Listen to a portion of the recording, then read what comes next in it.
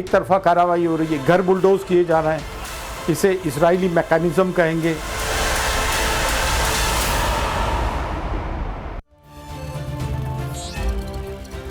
तो मशहूर शायर अकबर इलाहाबादी का एक शेर है, हम आ भी करते हैं तो हो जाते हैं बदनाम, वो कत्ल भी करते हैं तो चर्चा नहीं होती। लेकिन इसे मौजूदा दौर के हिसाब से थोड़ा बदल दीजिए, वो कत्ल भी करें और चर्चा भी ना हो, तब ये शेर आज की सियासत पर एकदम परफेक्ट बैठे। वक्फ में सुधार वाला बिल हो या बहराइच के राम गोपाल को इंसाफ दिलाने की बात, समाजवादी पार्टी के अखिलेश यादव, कांग्रेसी इमरान मसूद और मुस्लिम पॉलिटिक्स के झंडा बरदार असदुद्दीन ओवैसी बड़ी ही चालाकी से विक्टिम कार्ड खेलने लग जाते हैं। राम गोपाल के हत्यारे सरफराज को गोली लगी तो फर्जी एनकाउंटर, और वक्फ की मनमानी से लोगों को आज़ाद कराया जाए तो मस्जिद मदरसे छीनने की साजिश। ये ऐसे आरोप हैं जिनके निशाने पर मोदी योगी सरकार हमेशा रही। लेकिन इस नैरेटिव में रत्ती भर सच्चाई है क्या, या सिर्फ वोटों की लड़ाई? आसानी से मुस्लिम वोट हासिल करने का एक हथकंडा बन चुका है। पहले आपको हम 3 बयान सुनाते हैं, फिर इस मुद्दे से जुड़ी दूसरी परतों को भी खोलेंगे। आप लोग रिसर्च करेंगे, मिलेगा वक्फ की प्रॉपर्टी का लिस्ट आज पूरी दुनिया में आ चुका है। उसमें पार्लियामेंट है, वो खुद भी पूरा का पूरा इलाका, वसंत विहार का पूरा इलाका, एयरपोर्ट तक, यहाँ तक के बहुत से लोग कहते हैं कि एयरपोर्ट भी यही वक्फ की प्रॉपर्टी के ऊपर बनाया गया। जब वक्फ बोर्ड की जमीन है ना तो बेची नहीं जा सकती। एक बार वो अल्लाह की जमीन है, तो एक बार जमीन हो गई तो रहती दुनिया तक वक्फ ही रहेगी। हाँ, वो रेंट पे जा सकती है, लीज पे जा सकती है। सुनिए भाई साहब, बड़े आदमी हैं आप, जो लीजी बन जाइए इसके ये वक्फ बोर्ड के, और उसको भाड़ा दीजिए, आपको आप रहिए उसमें शानदार बंगले में। बिल्कुल, जितनी जमीनें वक्फ की हैं वो हमारे बाप दादाओं ने वक्फ किया हुआ है। सबसे पहले शिकार हम हैं, हमारे ऊपर हमला है, सबसे पहले हमारे वक्त को खत्म करने की तैयारी है।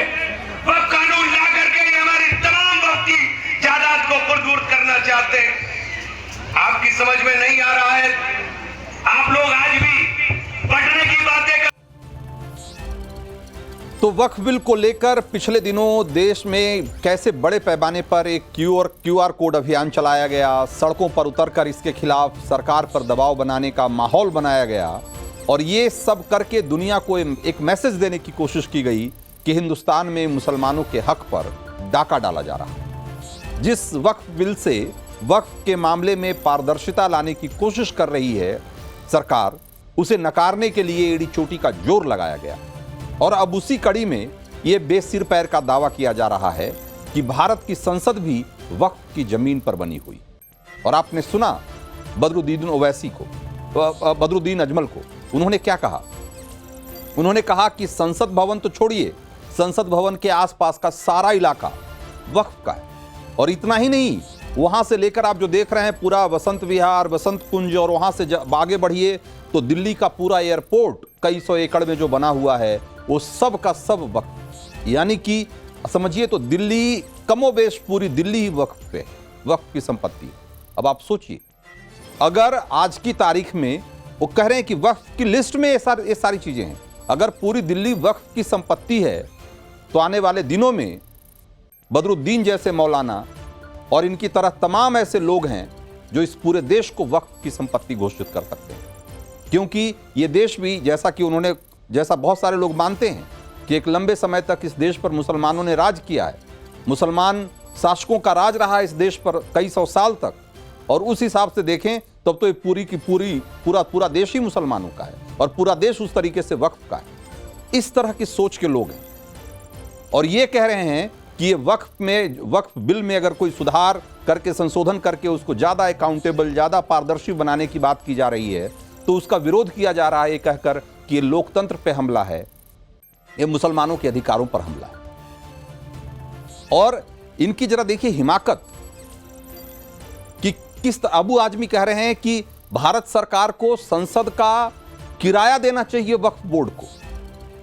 यानी कि न खाता न बही, जो कहते हैं ना कि जो मौलाना कह दें वही सही, और इसका कोई विरोध कर दे तो ये माहौल बनाने का काम शुरू हो जाता है कि भारत में लोकतंत्र खतरे में है और मुस्लिम सुरक्षित नहीं है, उन्हें गुलाम बनाने की साजिश की जा रही है। क्या आपने गौर किया है कि भारत में जब जब मुस्लिम समाज में सुधार को लेकर कोई सरकारी पहल की गई तो कट्टरपंथी मौलानाओं ने उसका जमकर विरोध किया है। याद कीजिए, एक लंबा सिलसिला है ऐसी घटनाओं का। सुप्रीम कोर्ट में जब शाहबानो केस में ऐतिहासिक फैसला आया तो सारे मौलाना एकजुट हो गए, ये कहते हुए कि ये इस्लाम में हस्तक्षेप है, और तत्कालीन सरकार इसके आगे झुक भी गई। लेकिन सोचिए जरा कि एक तलाकशुदा महिला को भत्ते के अधिकार से वंचित रखने को एक सभ्य समाज किस तरीके से जायज करार दे सकता है। 3 तलाक के मुद्दे पर भी इसी तरह का माहौल बनाया गया। लेकिन क्या महिलाओं के हक का जो सवाल है उसको मजहब के नाम पर हमेशा हमेशा के लिए दरकिनार किया जा सकता है क्या? आज वक्फ के मुद्दे को भी उसी अंदाज में हवा दी जा रही कि मुसलमानों की क्या अधिकार छीना जा रहा है और इस देश का लोकतंत्र खतरे में। आप सोचिए कि जिस तरीके से मौलाना बात कर रहे हैं आज की तारीख में, या मुसलमानों को गुमराह करने की कोशिश कर रहे हैं, जो मैसेज देने की कोशिश कर रहे हैं, वो मैसेज एकदम क्लियर है।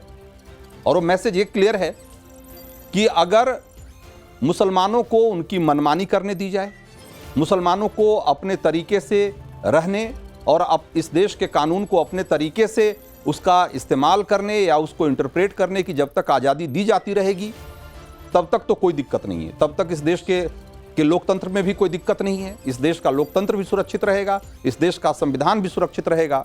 लेकिन जिस दिन उन्हें संविधान और कानून के हद में रहकर काम करने के लिए कहा जाएगा, जिस दिन उनके संगठनों को, चाहे वो मदरसे हों, मदरसा बोर्ड हो, चाहे वो वक्फ बोर्ड हो, उसमें ज़्यादा पारदर्शिता लाकर लोगों के प्रति उसे ज़्यादा अकाउंटेबल बनाने की बात की जाएगी, जिस दिन उसकी मनमानियों पर लगाम लगाने की कोशिश की जाएगी, जिस दिन उसके स्ट्रक्चर को ज़्यादा लोकतांत्रिक बनाने की कोशिश की जाएगी।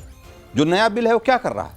यही तो कर रहा है ना कि उसमें मुसलमानों के जितने फिरके हैं उन सबको उसमें रिप्रेजेंटेशन देने की बात हो रही है। नए बिल में और क्या किया जा रहा है? यही तो किया जा रहा है ना कि वक्फ के नाम पर जो ये लाखों एकड़ जमीनें पड़ी हुई है और जिसमें कई तरह के लिटिगेशन हैं, कई तरह के मामले मुकदमे चल रहे हैं, उसका निपटारा किया जाए और ज़्यादा पारदर्शी तरीके से उससे जो आमदनी हो रही है उसका मुसलमानों के हित में इस्तेमाल किया जाए। यही तो करने की कोशिश की जा रही है। ये सुधार नहीं है तो क्या है? रिफॉर्म नहीं है तो क्या है? लेकिन इसका सारे मौलाना एक तरफ से विरोध कर रहे हैं क्योंकि ये सुधार से ज़्यादा उनको इस बात का मलाल है कि उनकी मनमानियों पर लगाम लगाई जा रही।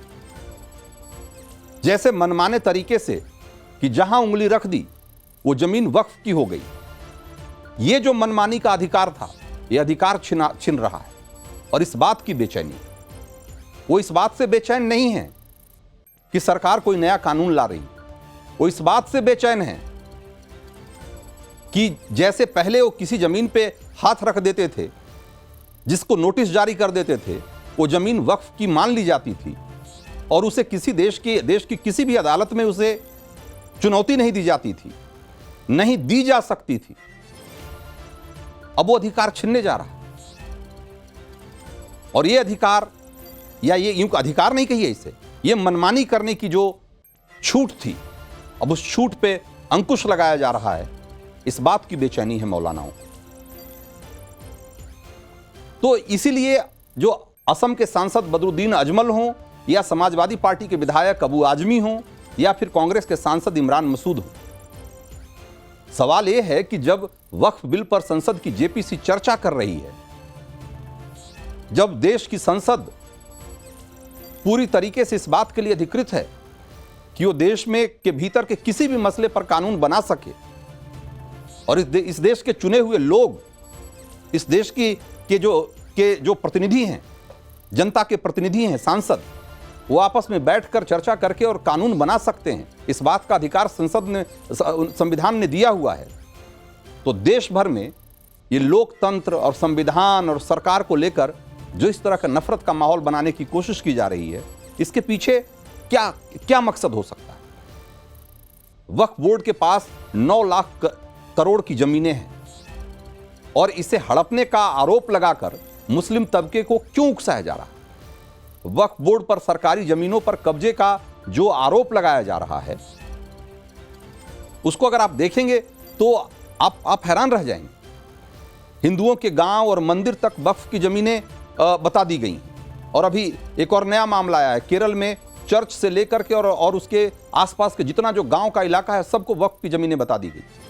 जैसे कितने आराम से बदरुद्दीन अजमल ने कह दिया कि ये आप जो संसद देख रहे हैं, संसद से लेकर के और पूरा मतलब ऑलमोस्ट पूरी दिल्ली वक्फ की जमीन पर बनी हुई। मुंबई में भी इसी तरीके के नाप शनाप दावे किए जाते हैं। और यही वजह है कि अदालतों में हजारों मामले, हजारों मुकदमे फंसे हुए हैं। अगर एक बिल में संशोधन करके और इन सारे मामलों को निपटाने की कोशिश की जा रही है, उसमें ज्यादा पारदर्शिता लाने की कोशिश की जा रही है, तो इसे रोकने की जिद क्यों है? और इसके लिए लोकतंत्र को खतरे में बताकर हल्ला क्यों मचाया जा रहा है? यह एक बड़ा सवाल है। यह मनमानी करने की कोशिश नहीं तो और क्या है? क्या वक्फ के मामलों में दूध का दूध और पानी का पानी नहीं होना चाहिए? हिंदुस्तान में लोकतंत्र है तो फैसला भी कागजातों और सबूतों के आधार पर होना चाहिए ना, कि जो मौलाना कह दें वही सही मान लिया जाएगा। कि रात में मौलाना को कोई सपने में आया कि फलां जमीन उनकी है, उनके किसी दादा परदादा ने उस पर कभी नमाज पढ़ी थी, इसलिए वो जमीन वक्फ की हो जानी चाहिए, और सुबह उठ के उन्होंने ऐसा कह दिया और ऐसा हो जाए, और अगर नहीं हुआ तो लोकतंत्र खतरे में आ जाएगा। क्योंकि मौलाना को जो सपने में जो दिखा था